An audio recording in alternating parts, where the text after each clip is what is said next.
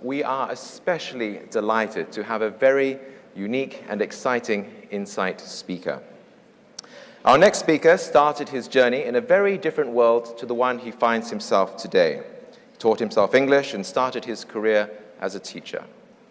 One day he discovered the internet, and combined with passion and an unwavering belief in his dream, it has led to where he is today. But what you may not know is that for many years he's been involved with APEC, and he represented China as an APEC Business Advisory Council member, or ABAC. But throughout his service during ABAC, he was always very focused on SMEs. During the working groups, and in particular, always took time out to take part in SME summits, whether it's the APEC SME Summit and CEO Summit in Peru in 2008, or even in China. As you know, on the 11th of November, Singles Day in China, his firm broke all the records. His is a story of dreams, of passion, and of never, ever giving up. Ladies and gentlemen, would you please give a warm APEC CEO Summit and ABAC welcome to the founder and executive chairman of Alibaba Group, Mr. Jack Ma.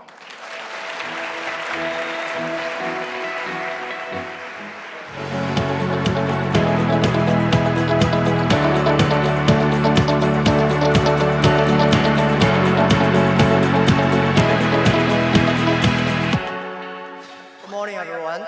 I am very excited to be back to the APEC.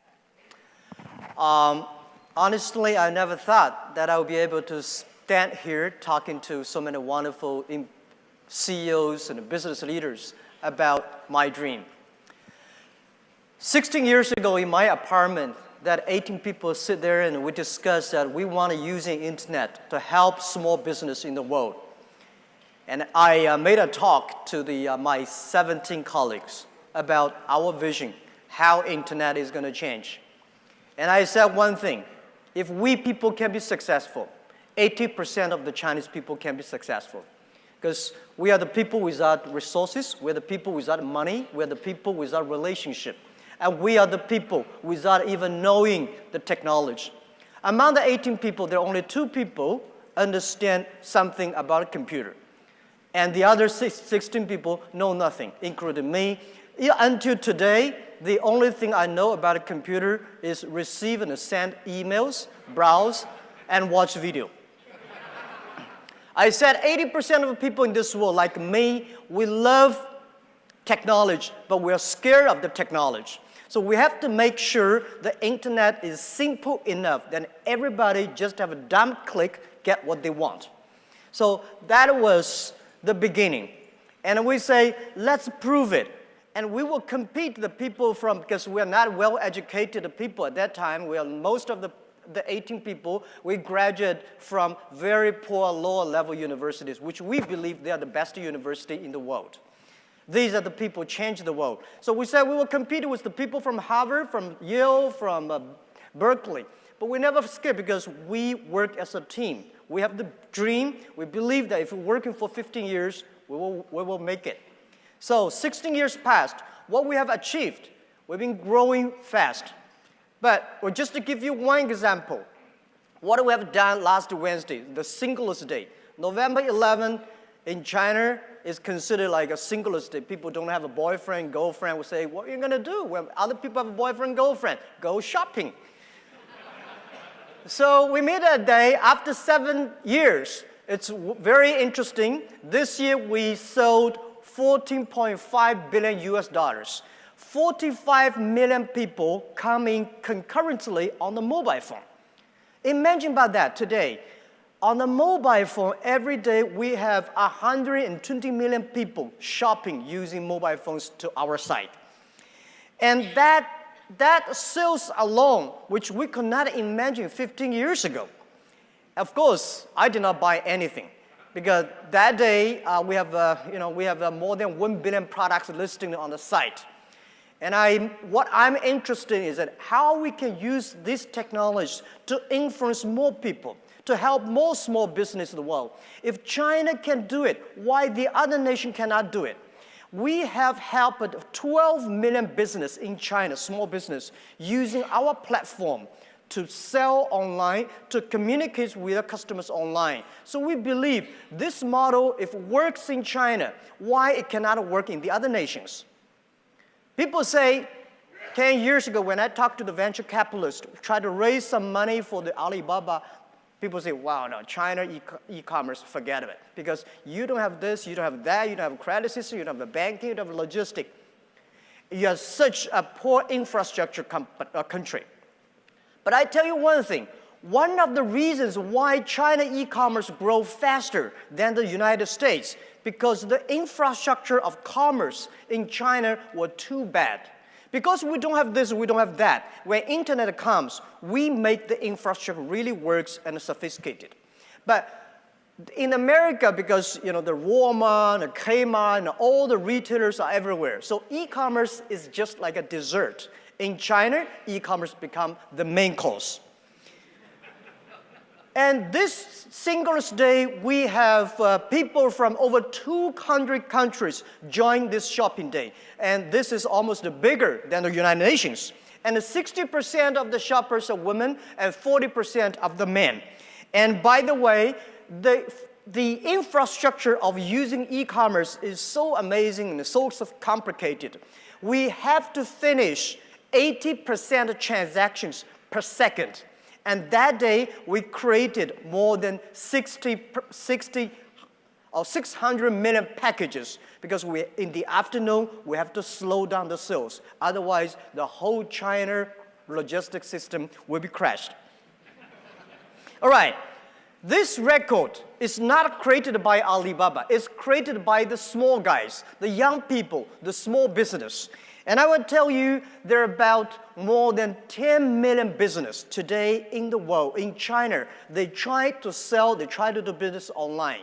And most of people sitting here, mostly we are from the Fortune 500. We only have 500 companies that be able to be here, but I hope in the next 10, 20 years later, the small guys, those people who are very small today, they will be big in the future. And they will be the people standing here, speaking, and most people will listen.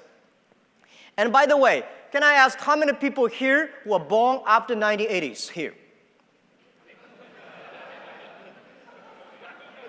Good, there are some here, right? Congratulations, you are the hope of ours. There are about 1.5 billion people in this world that were born after 1980s. This generation is called Internet generation. They're different from my grandfather. My grandfather knows the news by the newspaper. He said, well, the newspaper said. So everything newspaper said, he believed it. My father listened to the radio. He said, radio said. If the radio said, he believed it. My generation watched TV. And my son's generation, they grow, they breathe, everything based on the internet. So guys, let's think about this new generation, 1.5 billion people. They are different from ours. How we can change ourselves to make their need, this is the challenge. So I want that these young people, and most of the people who are born in 1980s, they make the business based on the technology, based on the innovation, based on the things that they all have. So I think in the future, we will see more companies like Apple, Alibaba, Amazon, and eBay, and Facebook from those people who were born after 1980s. I remember year 2001 when I first joined the World Economic Forum in Davos. I was first invited to go in there talking about globalization. I was so shocked because in China, I heard globalization was great. But when I arrived there, there are people threw stones and the military police. And like everybody was against globalization.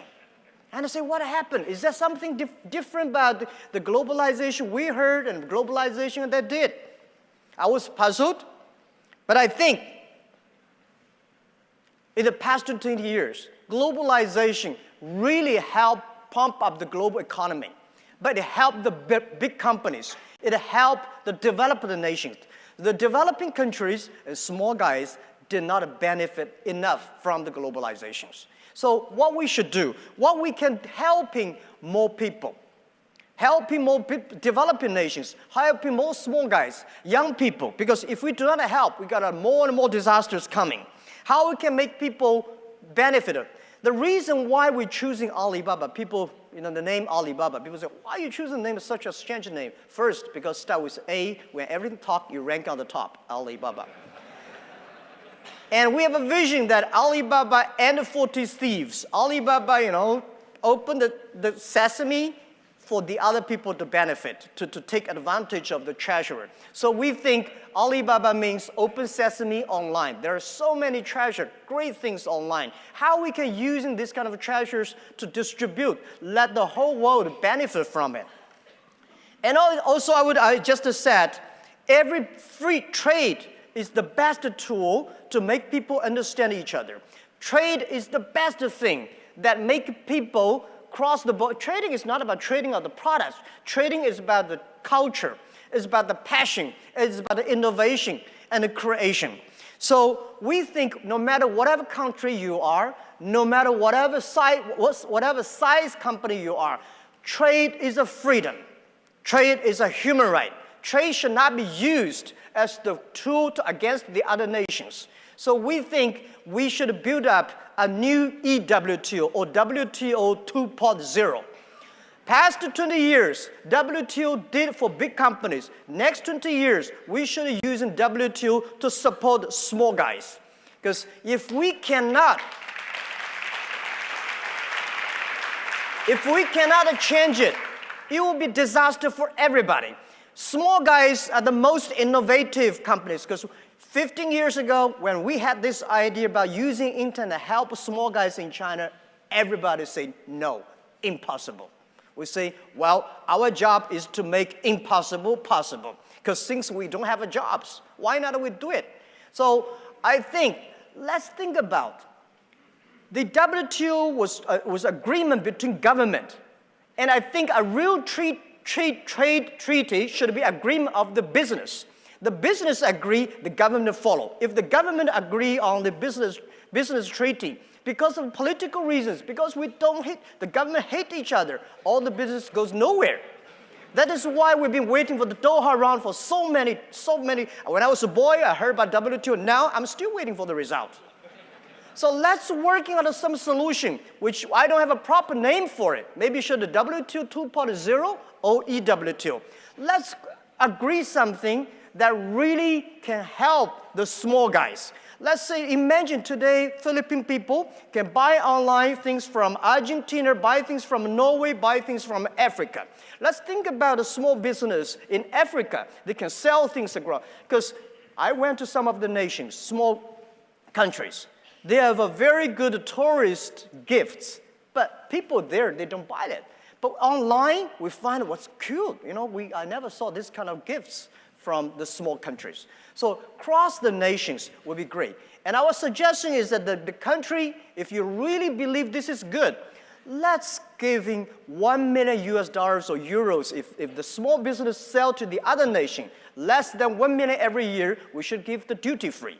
Only giving all kinds of support to making sure the small guys can go across. We build up the infrastructure on the payment. We build up the infrastructure of the logistics system. And I think people may say, wow, it's so complicated. There's a lot of negotiations among the government. Let's do it online first. Because today, our sales in China this year is $500 billion. It's almost the same size as Walmart.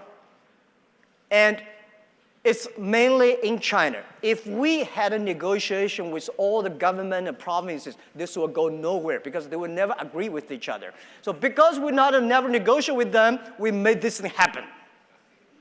So finally, I want to say, human beings are entering a new world. The three technologies, we are the luckiest people of the world, of this century. The first technology revolution happened in the UK, took about 50 years. The first 20 years about technology. The next 30 years was about implementation. And the second technology age happened in the United States. First 20 years technology, next 30 years is about implementation of the technology. Now, internet. We just passed 20 years. The next 30 years is how we can implement this thing into everybody's life, into every aspect of life. So every technology takes about 50 years. Think about the first technology, we have the organization called a factory, and it caused the First World War. The second technology, we have the organization of the company, they call it company, and we have the Second World War. So people don't worry about today, there are a lot of problems on the internet. We should have the Third World War against the poverty, the climate change, and the disease. So the first technology released people's muscle. The second technology released the distance, people, how far you can go. So now that's why we see the Mars, we see the moons, but we know so little about ourselves, our inside of the heart. So I think this technology is release of the brain, and this is going to change big. The world is going to be changed a lot of women leaders will be there. We have to build up a world that is more transparent, a world that is more inclusive, a world that is care the others, empower the others. So I'm very optimistic about the future. I believe trust of the young people, believe them, help them, empower them, because we are entering into a world that should be innovative. There are a lot of problems, but as always, my philosophy of doing business, because this is my philosophy I want to share with you. Today is difficult. Tomorrow is much more difficult. But the day after tomorrow is beautiful. Most people die tomorrow evening. You got to working hard. You got to work with the others. You got to entrust the future. You should always have the hope. Try to make sure that it's not on the movie you see Mission Impossible. It's on the real life. You have to make Mission possible. Thank you very, very much.